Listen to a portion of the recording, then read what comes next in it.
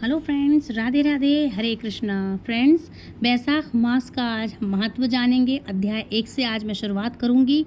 बैसाख मास की श्रेष्ठता क्या है, जाने बैसाख मास का महात्म्य, अध्याय और कैसे इसको क्या करना चाहिए इस महीने में। तो चलिए शुरू करते हैं फ्रेंड्स। बैसाख मास का महात्म्य, अध्याय 1 है ना। इस अध्याय में बैसाख मास की श्रेष्ठता क्या है, इसमें जल, व्यंजन, छत्र, पादुका और अन्य आदि दिनों की महिमा क्या है। नारायणं नमस्कृत्यं नरं चैव नरोत्तमं देवी सरस्वती व्यासं ततो जयमुदीत रयेत।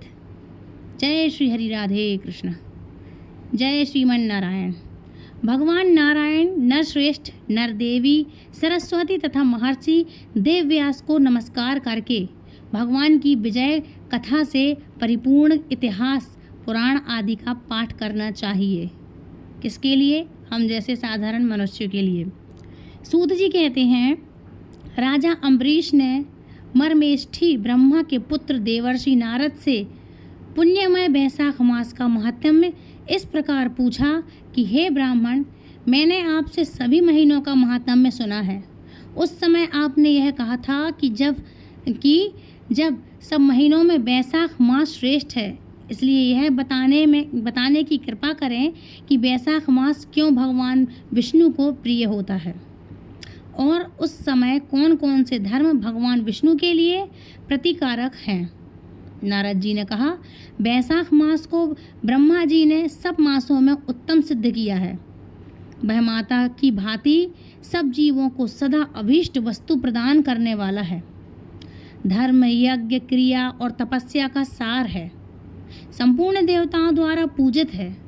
जैसे विद्याओं में वेद विद्या, मंत्रों में प्रणव, वृक्षों में कल्प वृक्ष, धेनुओं में कामधेनु, देवताओं में विष्णु, वर्णों में ब्राह्मण, प्रिय वस्तुओं में प्राण और नदियों में गंगा जी, तेजों में सूर्य, अस्त्र स्तंभों में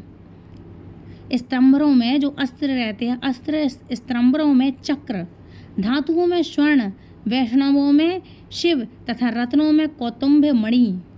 उसी प्रकार धर्म साधन भूत महीनों में बैसाख मास सबसे उत्तम है। संसार में इसके समान भगवान विष्णु को प्रसन्न करने वाला दूसरा कोई मास नहीं है। जो बैसाख मास में सूर्योदय से पहले स्नान करता है, उससे भगवान विष्णु निरंतर प्रीति करते हैं। पाप तभी तक गरजते हैं जब तक जीव बैसाख मास में प्रातःकाल जल में स्नान नहीं करता। मतलब जब तक हमारे पाप हमसे बड़े रहते हैं, बली रहते हैं, जब तक इंसान बैसाख मास में स्नान ना कर ले। इसलिए हमें सुबह जल्दी उठकर बैसाख मास में जल्दी स्नान कर लेना चाहिए।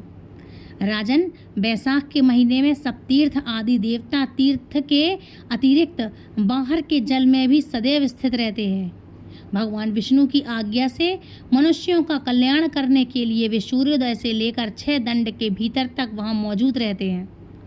बैसाख के समान कोई मास नहीं है, सत्ययुग के समान कोई युग नहीं है, वेद के समान कोई शास्त्र नहीं है और गंगा जी के समान कोई तीर्थ नहीं है। जल के समान दान नहीं है, खेती के समान धन नहीं है और जीवन से बढ़कर कोई लाभ नहीं है। उपवास के समान कोई तप नहीं, दान से बढ़कर कोई सुख नहीं, दया के समान धर्म नहीं, धर्म के समान मित्र नहीं, सत्य के समान यश नहीं और आरोग्य के समान उन्नति नहीं। भगवान विष्णु से बढ़कर कोई रक्षक नहीं और बैसाख मास के समान संसार में कोई पवित्र मास नहीं है। ऐसा विद्वान पुरुषों का मत है। बैसाख श्रेष्ठ मास है और शेष साई भगवान विष्णु को सदा प्रिय है। सब दानों में जो पुण्य होता है और सब तीर्थों में जो फल होता है, उसी को बैसाख मास में मनुष्य केवल जलदान करके प्राप्त कर लेता है। जो जलदान के जलदान में असमर्थ है, ऐसे ऐश्वर्य की अभिलाषा रखने वाले पुरुष को उचित है कि वह दूसरों को प्रमोद करे, कि दूसरे को जलदान का महत्व समझाए। यह सब दानों में बढ़कर हितकारी है। जो मनुष्य बैसाख में सड़क पर यात्रियों के लिए प्याऊ लगवाता है, वह विष्णु लोक में प्रतिष्ठित होता है। नृपश्रेष्ठ प्राण प्रपादान मतलब पौंसला या प्याऊ लगवाता है, जो देवताओं, पितरों तथा ऋषियों को अत्यंत वह प्रीति देने वाला होता है। वो भगवान देवताओं को सबको बहुत प्रिय है, जो प्याऊ लगवाता है, दूसरों को जल पिलवाता है। जिसने प्याऊ लगवाकर रास्ते के थके हारे मनुष्यों को संतुष्ट किया है, उसने ब्रह्मा, विष्णु और शिव आदि देवताओं को संतुष्ट कर लिया है।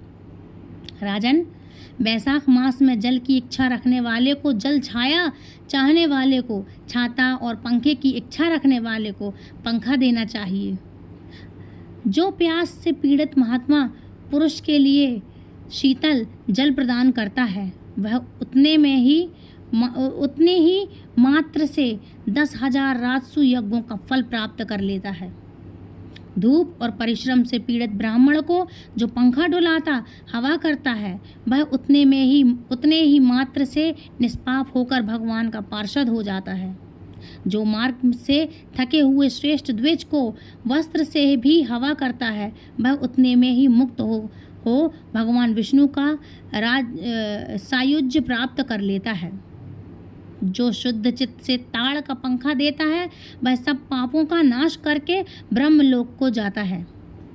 जो मनुष्य विष्णु प्रिय वैशाख मास में पादुका दान करता है, वह यमदूतों का तिरस्कार करके विष्णु लोक में जाता है।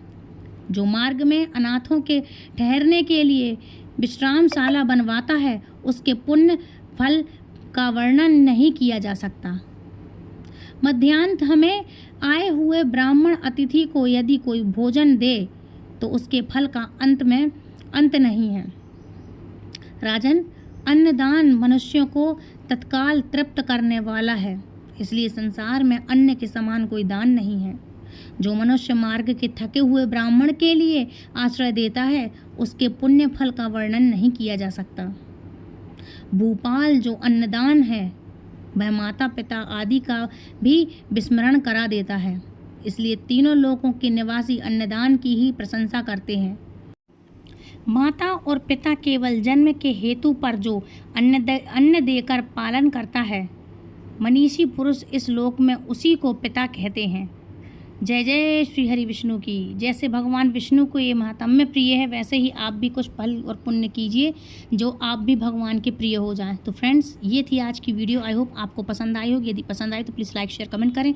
चैनल सब्सक्राइब करना बिल्कुल ना भूलें। और वैशाख मास में जो मैंने आपको बताया है वो सभी आप काम कर सकते हैं। तो मिलती हूँ ऐसी इंटरेस्टिंग जानकारी के साथ। प्लीज़ मेरे चैनल को सब्सक्राइब कर लें यदि पहली बार देख रहे हैं तो, ताकि आने वाली नोटिफिकेशन सबसे पहले आप तक पहुँचे। बेल आइकन को और पे प्रेस करना। राधे राधे, हरे कृष्णा।